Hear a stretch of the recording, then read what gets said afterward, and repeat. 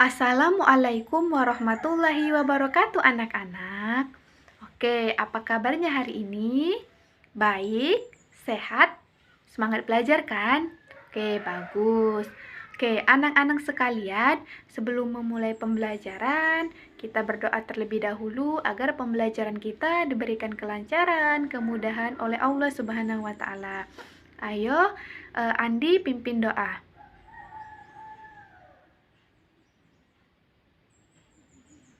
Alhamdulillahirabbil alamin. Oke, terima kasih Andi. Sekarang anak-anak, Ibu akan mengabsen kehadiran kalian terlebih dahulu ya.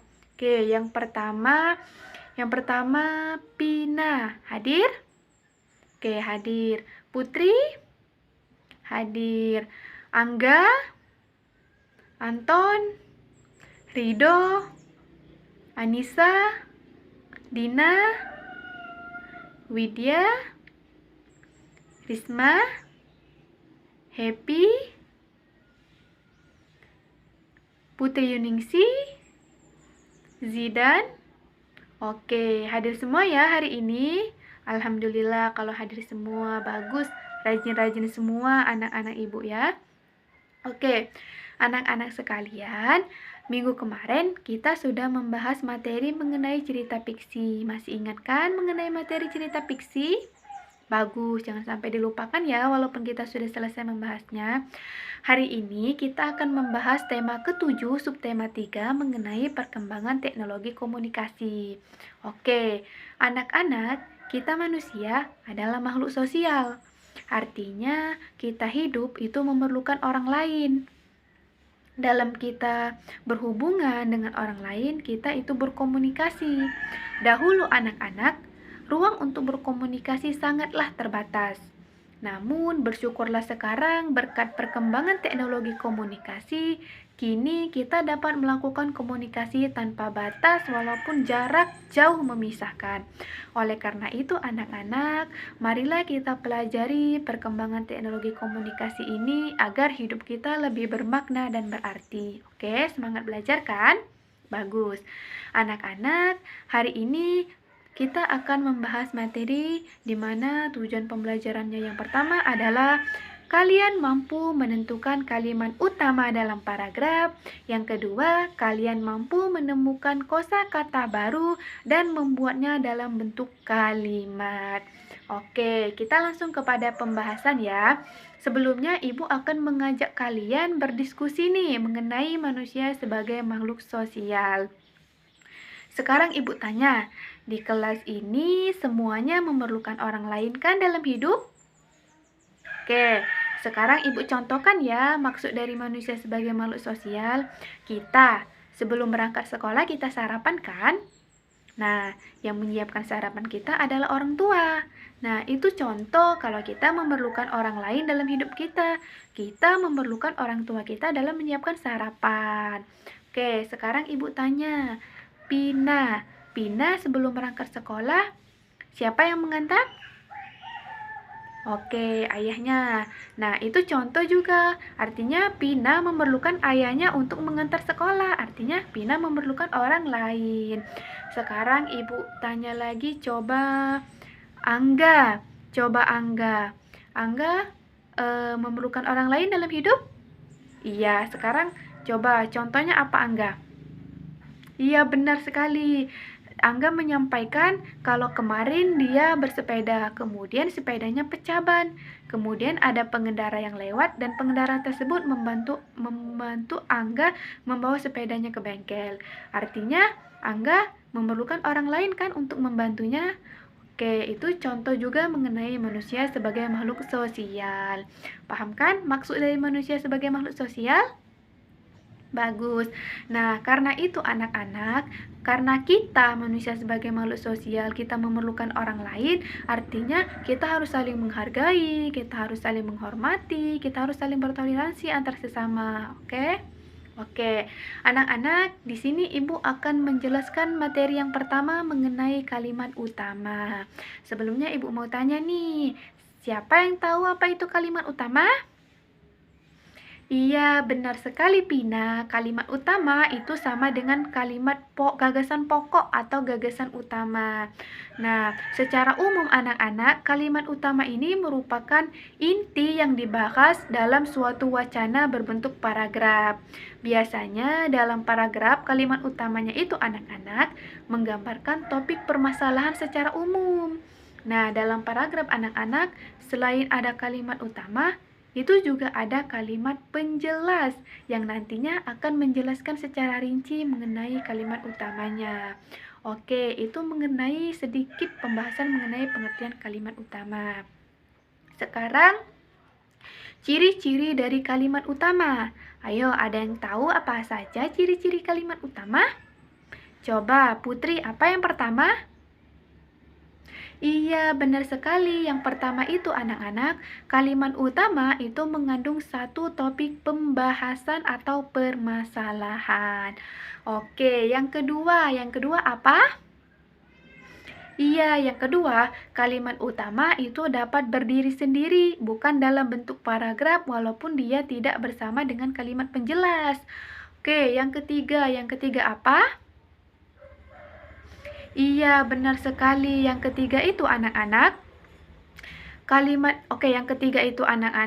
Kalimat utama itu sudah mengandung arti yang jelas walaupun dia tidak bersama dengan kalimat lain. Yang keempat, apa? Apa Putri Ningsi? Iya benar, kalimat utama itu tidak memiliki kata sambung atau tidak dihubungkan oleh kata sambung. Yang kelima, yang terakhir, apa ciri-cirinya? Ayo, apa Rido? Iya, benar sekali Rido. Ciri-cirinya kalau dia paragraf atau kalimat utamanya induktif atau berada di akhir, biasanya kalimat utamanya itu ada kata jadi, oleh karena itu, oleh sebab itu, dengan demikian, di mana dia itu mengembangkan sebuah kesimpulan sehingga memudahkan kita mengetahui kalau dia itu merupakan kalimat utama. Oke, pahamkan mengenai ciri-ciri kalimat utama? Oke, bagus. Selanjutnya, kita akan membahas mengenai cara untuk menentukan kalimat utama. Ayo, siapa yang tahu cara menentukan kalimat utama? Oke, kita bahas satu-satu ya. Yang pertama, ayo ada yang tahu yang pertama apa? Good, benar sekali. Yang pertama itu, kita harus membaca paragrafnya secara cermat. Kemudian setelah itu kita perhatikan bagian awal dan akhir. Mengapa? Karena biasanya kalimat utama itu berada di awal dan akhir. Oke, yang kedua apa yang harus kita lakukan? Iya, benar. Kita harus melakukan identifikasi terhadap topik yang diangkat dalam paragraf tersebut. Kemudian yang ketiga apa? Ya, benar, membuat rangkuman. Membuat rangkuman berupa kalimat singkat yang berkaitan dengan isi paragraf. Kemudian yang keempat apa Rido? Benar Rido, kita harus memperhatikan pengulangan kata atau kalimat. Mengapa? Karena biasanya anak-anak pengulangan kata atau kalimat itu menunjukkan kalau dia adalah kalimat utama. Oke, sekarang Yang terakhir apa? Iya, benar sekali. Yang terakhir itu, kita harus menentukan jenis paragrafnya, misal dia deduktif, induktif, atau juga campuran. Oke, itu beberapa cara untuk menentukan kalimat utama dalam paragraf. Paham kan anak-anak sekalian? Oke, bagus kalau sudah paham. Sekarang Ibu akan memberikan contoh mengenai kalimat utama. Sebelumnya kalian perhatikan ya, di buku paket kalian itu ada cerita mengenai sejarah komunikasi. Ada? Oke, bagus. Sekarang coba Rido baca teks sejarah komunikasi tersebut ya. Tunggu sebentar Rido, ingat, dalam membaca kalian harus memperhatikan suaranya harus kuat dan lantang, kemudian intonasinya harus jelas, kemudian titik komanya juga harus diperhatikan ya. Ayo Rido, ulangi cara membacanya. Ingat ya tadi apa? Suara jelas, intonasi, dan titik koma. Agar yang mendengarkan itu paham apa yang kita baca. Ayo Rido ulangi. Iya, bagus Rido. Terima kasih Rido karena sudah membacakan teks sejarah komunikasi. Oke, semuanya sudah menyimak kan mengenai teks sejarah komunikasi tersebut? Sekarang Ibu akan memberikan contoh mengenai kalimat utama. Coba kalian perhatikan paragraf pertama. Ya, paragraf pertamanya itu berisi, komunikasi adalah cara penyampaian gagasan antar manusia. Pada awalnya, cara untuk berkomunikasi itu secara tatap muka dan penyampaian pesan secara lisan. Namun kebutuhan untuk menyampaikan informasi secara tidak langsung itu juga sangat diperlukan, sehingga dengan demikian perkembangan teknologi semakin berkembang. Oke, anak-anak, dari paragraf tersebut kalimat utamanya itu berada di awal, yaitu komunikasi adalah cara penyampaian gagasan antar manusia, dan kalimat yang lainnya itu sebagai penjelas mengenai komunikasi. Oke, paham? Oke, bagus kalau paham semuanya ya. Sekarang, coba, tadi kan sudah Ibu berikan contoh mengenai paragraf yang pertama. Sekarang masih ada 3 paragraf. Coba, paragraf kedua, ada yang tahu paragraf kedua apa kalimat utamanya? Coba Pina, apa kalimat utamanya? Iya, pintar, benar sekali. Kalimat utamanya itu adalah macam-macam cara untuk menyampaikan informasi dari jauh, di mana itu sebagai kalimat utama ya, dan kalimat penjelasnya bisa menggunakan kentungan, koran, dan lain sebagainya. Pintar, benar sekali Pina. Kalimat utama paragraf 2 itu adalah macam-macam cara menyampaikan informasi dari jauh. Sekarang paragraf yang ketiga. Paragraf yang ketiga, coba Anton. Apa Anton kalimat utamanya? Iya, benar sekali Anton. Itu membahas mengenai cara menyampaikan informasi secara tertulis adalah melalui surat, dan kalimat lainnya itu sebagai penjelas seperti ada media berupa koran dan lain sebagainya. Oke, sekarang paragraf keempat, paragraf terakhir. Ayo, siapa yang tahu apa kalimat utamanya? Putri Yunisi tahu? Ayo apa? Iya, benar sekali Putri Yuningsi. Kalimat utamanya itu adalah jaringan internet sebagai cara untuk menyampaikan informasi melalui media elektronik. Dan kalimat lainnya sebagai penjelas seperti ada sosial media dan lain sebagainya. Oke, bagus. Anak-anak Ibu sudah bisa semua menentukan kalimat utama dalam paragraf ya. Bagus. Sekarang kita masuk pada pembahasan selanjutnya, di mana membahas mengenai kosakata. Oke, kalian perhatikan lagi kosakata pada teks sejarah komunikasi. Ada? Ya, sekarang kalian perhatikan ya, pada teks sejarah komunikasi itu ada beberapa kosakata yang sudah diberi garis bawah. Yang pertama apa? Ya, ada gagasan. Kemudian ada apa lagi? Informasi, kemudian ada apa lagi? Penyampaian, kemudian ada apa lagi? Koran, terus ada media. Yang terakhir apa? Iya, yang terakhir ada internet. Oke, kita artikan dulu masing-masing masing-masing kosakata tersebut ya, agar kita bisa membuatnya dalam bentuk kalimat. Oke, yang pertama ada gagasan. Ada yang tahu apa sih gagasan? Coba Putri Yuningsi, apa gagasan? Iya, bagus. Gagasan itu ide atau hasil pemikiran. Sekarang, kosakata kedua ada informasi. Apa informasi? Yap, benar sekali. Informasi itu pesan atau sekumpulan pesan yang memiliki simbol atau makna yang dapat ditafsirkan. Kemudian ada penyampaian. Apa penyampaian? Coba Anton, apa? Iya, benar Anton. Suatu cara ataupun perbuatan dalam menyampaikan.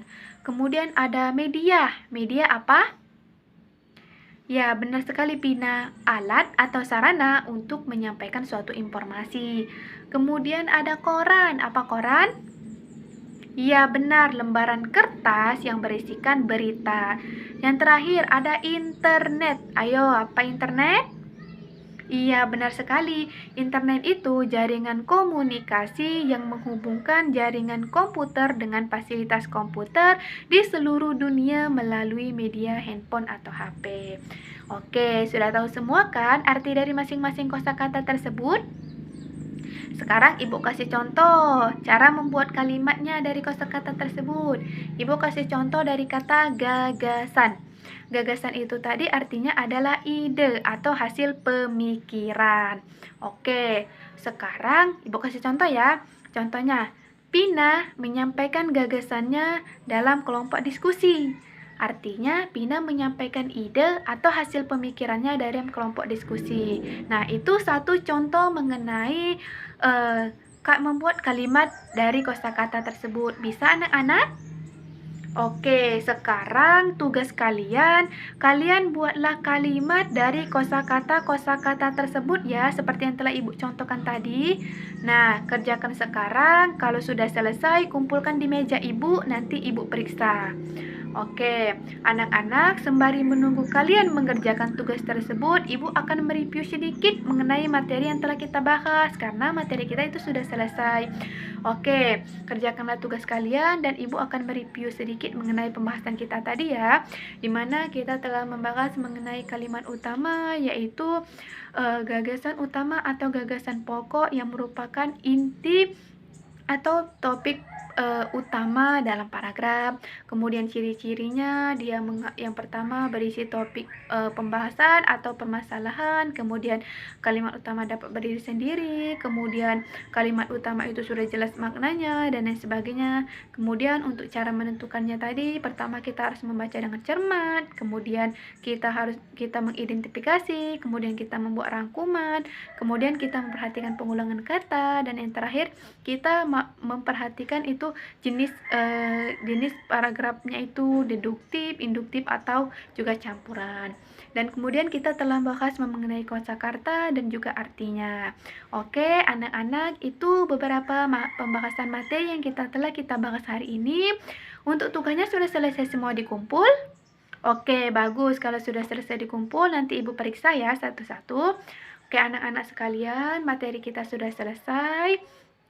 Ingat, walaupun materi ini sudah selesai kita bahas, harus tetap kalian pelajari ya di rumah, karena nanti Ibu tanya lagi sewaktu-waktu.